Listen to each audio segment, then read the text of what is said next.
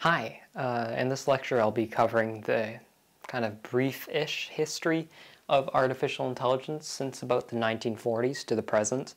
We'll be kind of tracking the trends that we can see during this time, and we can kind of notice some patterns as to how the development of artificial machine learning happens, really. We can go back further if we wanted to. We could go back to the kind of invention of computers and programming with people like Ada Lovelace and Charles Babbage. But I think it's best to kind of start here at the point where I think artificial intelligence, as the definition currently defines it, starts, which is when we're trying to mimic the human brain with computers and with kind of mathematical objects. So generally we put the start here in 1943.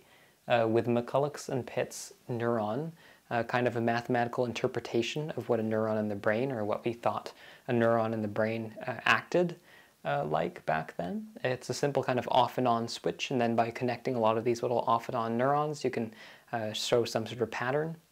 That's basically the general idea with McCulloch and Pitt's neurons. Interestingly, so this is Warren McCulloch and Walter Pitts. Interesting, Warren McCulloch was actually a neurophysiologist. So in these early times, we actually had people doing artificial intelligence that were more, who studied the brain more than they studied computers, as opposed to later on when we mostly have computer scientists and data scientists as mathematicians studying them. So that's kind of interesting to see the kind of biological roots of artificial intelligence. So we start off with this, and then we go on to Hebbian learning just about 6 years later. So Donald Hebb invents this kind of way to make these neurons we just mentioned learn, in a sense, so learning simple things. In 1950, this name should sound familiar, Alan Turing writes a paper and publishes a paper that outlines many things. Because of this paper and other things, he's kind of become famous, especially the Enigma code breaking during World War II, and his whole life story has become famous. But obviously this 1950 paper, which outlined most importantly machine learning as well as the Turing test, kind of birthed the whole idea of machine learning as a field and kind of solidified its importance. He mentioned something about how machine learning would be the only way to create machines that could actually eventually even maybe surpass humans or in some tasks, or kind of machine learning would be the only sustainable way to make an artificial intelligence that gets better and better, in a sense. All right, so we have Turing, and then right after, in 1950, we have Marvin Minsky, who will show up a lot in this. He lived a long time. He just died in 2016, but he's done a lot of work. And Marvin Minsky kind of makes this 30-neuron neural network, kind of based on these ideas. But it's important to, so this is kind of the biggest neural network up until this point. But it's important to note that now that we often think of neural networks as things in computers, at this point we didn't have computers sophisticated enough to model that kind of thing. So we made this neural network using vacuum tubes.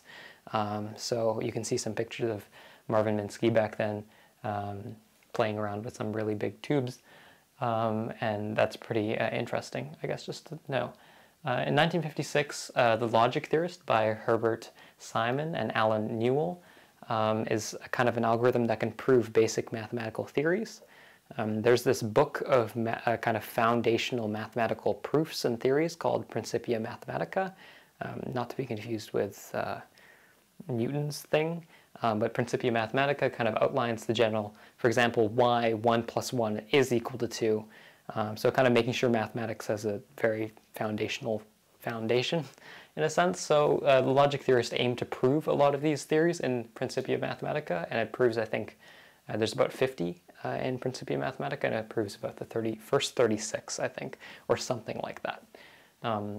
Next up, in the same year, we have Arthur Samuel designs a checkers bot by kind of studying and kind of training his algorithm on kind of expert checkers games. So you can kind of think it as an early version of reinforcement learning that we're seeing now with kind of more sophisticated things, maybe in the 90s with the Deep Blue and Garry Kasparov in chess and AlphaGo now, but this kind of the first kind of trend of these games, human versus AI, that kind of capture the imagination of the public. So using this bot, he is able to beat, I think, the 4th best checkers player in the United States. In 1958, John McCarthy, who is also a very important figure, invents Lisp, which is a programming language. It's one of the first programming languages. But more importantly, it's used extensively for artificial intelligence industry and academia kind of applications. And is still used today somewhat, and is one of the oldest kind of surviving computer languages along with Fortran. So in 1959, we have the GPS, which is not the GPS you think. It's actually kind of the part 2 of the logic theorist. It's the general problem solver, so it can solve more problems, you know, pretty obviously, than the first one did, and it's also by these same 2 people. So that's kind of a sequel, I guess you could think, that's more sophisticated. But one thing to note at the end of this era here, this kind of early days of our AI, is that our descent into machine learning has been very low. We just talked about kind of the differences between machine learning versus artificial intelligence. This is mostly, except for kind of the things that Turing presented and maybe Hebbian learning, it's all kind of artificial intelligence. There's no learning going on. The logic theorist and the GPS are rule-based systems, as we'll later talk about. Basically, these 2 people, they don't explicitly tell the model, oh, here's how you prove 2 + 2 or 1 + 1 = 2, but they kind of give it the rules, and if you're in this situation, do this, and if you're in this situation, do this, and you can kind of think of it as a tree. So when it's trying to prove some sort of theorem, it kind of looks at the situation, you're like, okay, what did my engineer tell me to do if I had this situation? And then you would follow that, and then you'd follow that, and you'd eventually kind of break this down into a proof, which is kind of similar to how actual mathematicians prove things, but maybe in a more concrete way. But you can still think of these as everything these 2 do, and these are kind of one of the 2 most sophisticated things to come out of this era, are dictated by humans. They're rule-based. They're not learning how to solve these theorems on their own. So next up we have this era called connectionism. And you can kind of think of connectionism as early neural networks. You're dealing with things that look kind of like this, which is kind of a familiar image. And I'm kind of assuming that you have some basic knowledge in artificial intelligence, but basically what you're thinking of is you have some kind of input data here. So maybe you have some x1, x2, x3. So you're saying these are features of one example x. And then you can kind of describe this as a vector. And I don't want to go too much into the mathematics, but if you describe these 2 as a vector, and then you have 3 weights that go from these inputs to this output, so W1, W2, and W3. So you have a vector of x1, x2, x3, and then you have a vector of the weights, W1, W2, W3. So then you can describe this as kind of a dot product of the vectors. So you can say x transpose W, so that's going to be x1 times W1 plus x2 times W2 plus x3 times W3. So this equals some kind of some number, some single scalar number, which is the output. So maybe we'll say that's O, so equals O, the output. So this scalar, so basically we can change these weights. So these weights are scalar values. We could change the values of these weights to make it so that when you get a specific input x, you get a specific output. So maybe, for example, whenever you get a number that's greater than 1, you know that the input x is something. You know, it's kind of an okay discussion of what this means. But just kind of, that's it, to just kind of get an idea of, that's basically what a perceptron very simply is. I describe a perceptron in more detail later on, but that's really all you need to know. It's a pretty kind of simple thing, but there is some learning going on, right? Because you're learning these weights. And basically what you're doing is you have your training examples, so you have your actual classifications and then your data, and you're kind of trying some random weights out, and you're seeing what the predictions are. So if these weights get good predictions, then you don't have to change them. But if they're bad, you kind of slowly kind of change these weights so that you're getting good predictions. So this kind of becomes a very rudimentary predicting algorithm. So this is kind of the first time learning becomes mainstream in artificial intelligence, developed by Frank Rosenblatt, the perceptron, kind of a very, very famous algorithm at this point. And you have very high hopes because this kind of impresses a lot of people. People are like, okay, this might be something. So you have this big burst in connectionism, which again is just kind of early neural networks. So you have this big burst in energy and funding and interest in the 1960s. But then all goes south. Why? Well, before that, let's just talk about how much of high hopes they had. They mentioned stuff like in a few years we'll be able to determine an image of a truck from an image of a tank, which we can do now, but we couldn't do in the 1960s. So something went wrong. And those were outlined why there's problems. Cracks were beginning to show in the perceptrons and connectionism. And this book called Perceptrons, fittingly, by Marvin Minsky, as we saw up there, and Seymour Papert, kind of covered all these flaws and limitations and basically showed that the perceptron in its current form is very limited in a sense. And I outlined those exact limits in the article, kind of the mathematical limits as to why it can't distinguish a truck from a tank, but I won't talk about that here because this will go long enough. But they kind of describe all the problems with the perceptron algorithm, and this basically results in a big drop in funding for perceptrons and connectionism and interest, and kind of as an unwanted consequence, or unwanted byproduct, you kind of lose interest and funding in artificial intelligence as a whole for a bit, and you kind of enter this thing called an AI winter. And as we'll see, that the field of machine learning and artificial intelligence is kind of characterized by very big dips in interest and funding and very big highs, and kind of you can see these waves over the history in interest and funding. It's not consistent, that's for sure. So these kind of low bits where there's low funding and interest, we call them AI winters. We have two here, but these are just kind of general classifications. Always remember that. So the first AI winter is kind of 73 to 80, we put it around. So up until this point, we've had a lot of kind of non-learning stuff, a bit of learning stuff, and now we had the book. And then now we have the first AI winter, which is really triggered not just by this book, but also something called the Lighthill Report, which is kind of really not the temporary nail in the coffin for AI, in a sense, in that it's a big report written by a committee of people, of scientists, kind of outlining the future of artificial intelligence in 1973. And basically, the future was not very hopeful at this point, and it was quite a bleak assessment of the current state and the future state of artificial intelligence. So a lot of people read this and they think, no funding for this, so academic interest and interest in industry drops for about 7 years, until kind of the 80s, where you see things called rule-based systems. And this is wrong here, that's a 73, but it's a little later than that. So you have the rule-based systems kind of starting to appear in the 80s. So I'm going to change that. I think that's more properly about 80 to 86. So you have rule-based systems. As I mentioned before, these are the non-learning ones. So things like the logic theorists and GPS. But you're seeing them come back in interest because we kind of became disillusioned with learning and connectionism over here. So we're seeing maybe we can go back to rule-based systems. So we start slowly, cautiously giving more funding, and it's begin to be used in industry.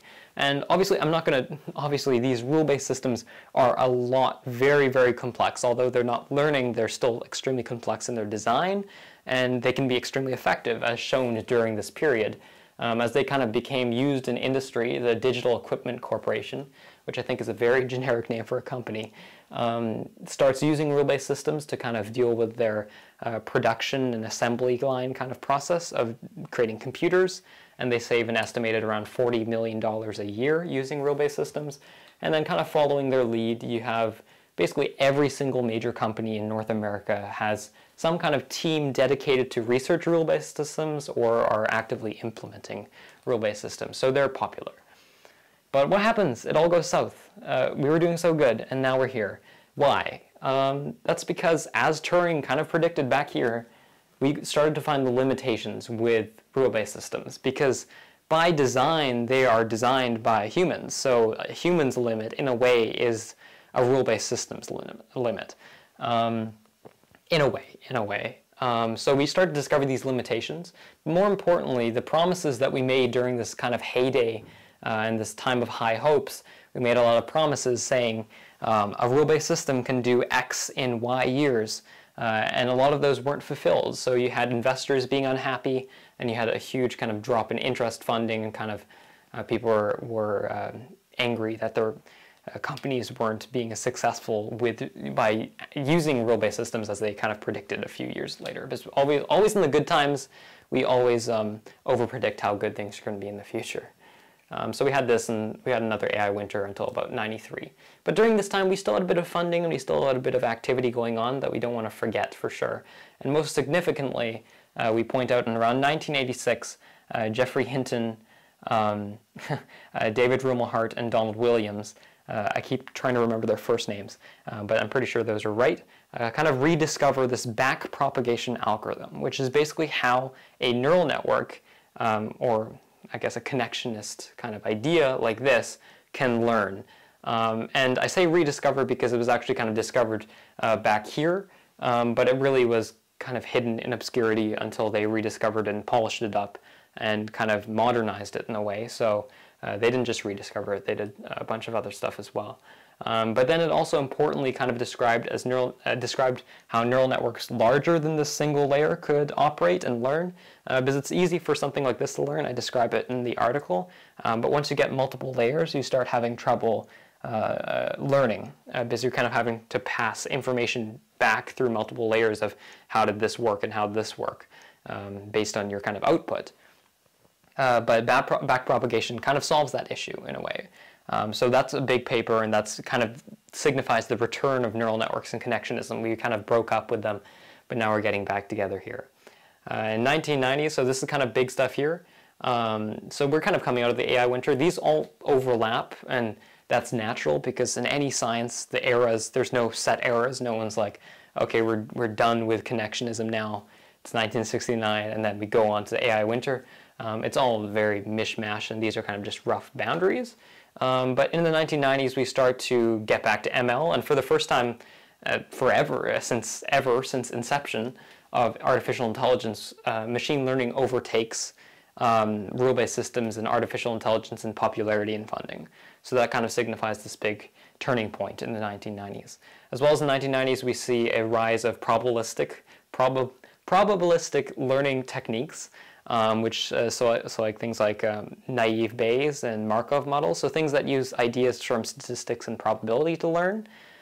So you see a huge rise in these algorithms. In 1997, this is actually kind of old technology in a way. Deep Blue is a rule-based system, but IBM's Deep Blue beats Garry Kasparov 3.5 to 2.5 in a chess match. And although it is kind of using old technology, it kind of makes AI famous in a way. It kind of puts its public image out there. In 1998, something called MNIST, as we'll talk about a lot later, but you've probably heard of it. It's a data set. It's a standardized data set of handwritten digits. So you have like different kind of these pixel size. I think they're 28 by 28. Actually, that seems like a bit too much. I think they're 28 by 28. I'll put a little correction if I'm wrong. Handwritten digits. So they're handwritten pixels, and then this is kind of a standardized data set. So there's thousands and thousands of these handwritten data sets in the MNIST database data set. So now that we have kind of one of the first standardized benchmark data sets, we can try testing machine learning algorithms in their accuracy of predicting. So looking at a handwritten digit and saying, oh, that is 9. Or maybe you'll look at this and say it's an 8. But it kind of became a benchmark data set that a lot of data scientists and computer programmers could kind of compare the results on. This was one same data set. So that was quite major in a way. And what followed was a series of a lot of other standardized benchmark data sets. But that was one of the first and most important ones. So we're getting there. We're almost there. So just to kind of redo this quickly. So we have the inception here with kind of early not learning stuff. Then we have a bit of learning for a bit. And then we have not a lot of interest here. Then we have back to not learning. And then we have, oh no, maybe we should do learning in the second AI winter. And then we have learning returns. So you can see the kind of waves in all of this. And now we're getting to the time here. So big data. Michel Banco and Eric Brill in one of their papers show that when given enough data, 4 different machine learning algorithms, I don't remember all of them. One of them was the naive Bayes, and one of them was this, funnily enough, the perceptron, showing that it doesn't really matter if you had a naive Bayes or a perceptron. The performance of the algorithm would just keep going up if you fed it more and more data. So this kind of showed in one of those famous graphs that I attached on the PDF below or above this.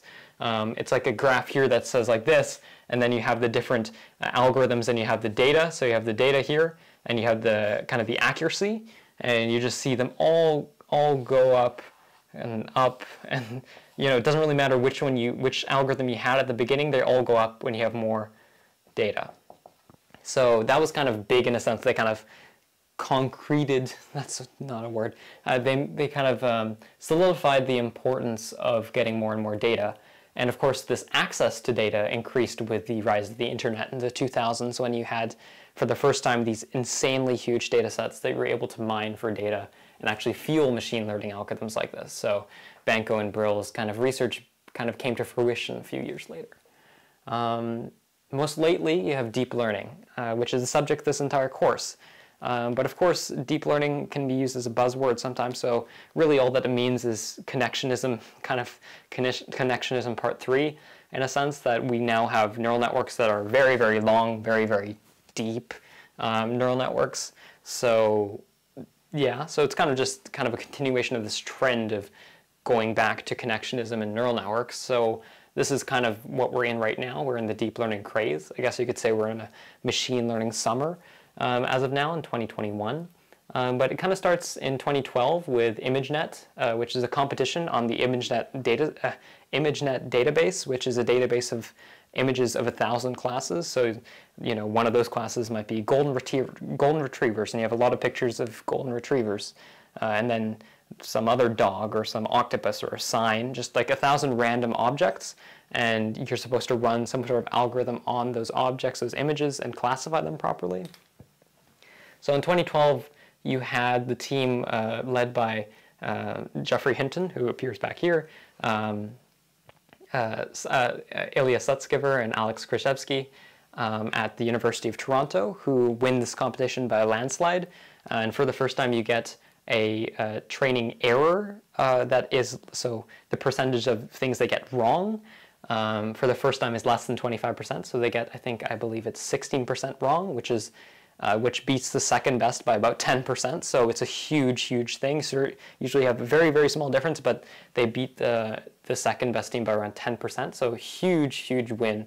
And this kind of makes a huge upset, because the thing that they did differently than all the other competitors who used basically a kind of a glorified rule-based system in a way that they were using handwritten kind of rules, they were using a neural network, a learning neural network that ran on GPUs to go faster, to learn faster, because obviously learning is a lot of data crunching, so they use GPUs to speed that up, and that was kind of smart. And they use CNNs, which is kind of a variation that we'll talk about a lot later, a variation on this neural network algorithm that's very good for images. And although they didn't really discover any of this, they were the first ones to use it very effectively, and this kind of blows away the entire community in a sense and wakes up the world to the potential of deep learning. So after this date, you have lots of companies getting interested because they're saying, oh, this might actually have some potential in recognizing images or doing these things that we didn't think computers could do. So this was kind of a crazy moment, I guess. 2010s, you have these trends continuing of people getting better access to GPUs and TPUs to speed up computing. GPUs were kind of used first starting in around the 90s for video games, because video games require a lot of graphics. So they use, GPUs, graphics processing unit. But basically, we started using these for machine learning, and then things called TPUs started coming up too, tensor processing units, which are kind of GPUs specifically designed for machine learning. In the 2010s as well, you have an increase in ML libraries, machine learning libraries that are kind of accessible for the general public. So things like TensorFlow and PyTorch, we think now, by using the Python language, but also using other languages as well, like Swift is getting more and more big. But you have these ML libraries kind of becoming, so now we can have people who might not be die-hard computer scientists, but maybe just computer programmers, can now utilize the deep learning and machine learning technology without knowing that much. In 2016, we're getting to the end here, but the 2016, the AlphaGo, which is developed by DeepMind, beats Lee Sedol, which is the world champion in the game of Go, which was considered a very, very tough board game, much tougher than chess or checkers for AI to handle, but he beats him, not he, it's an ungendered machine, 4-1, beats Lee Sedol 4-1. And then in 2018, we have AlphaZero, and there's a lot of stuff that happens in here, but I think these are just fun to include. In 2018, you have AlphaZero, which beats AlphaGo 100-1. Which kind of shows the progress in these 2 years. So that's a lot of stuff. I don't know how long this was, pretty long, but thanks for sitting through it. Let's just do a quick recap before we end. So kind of big takeaways, lots of ups and downs in the history of artificial intelligence.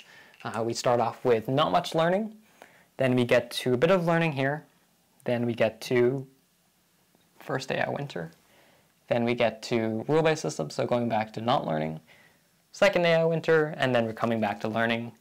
And now most of this right now is learning. So really just kind of knowing those trends and a few seminal important things that happen in here is important.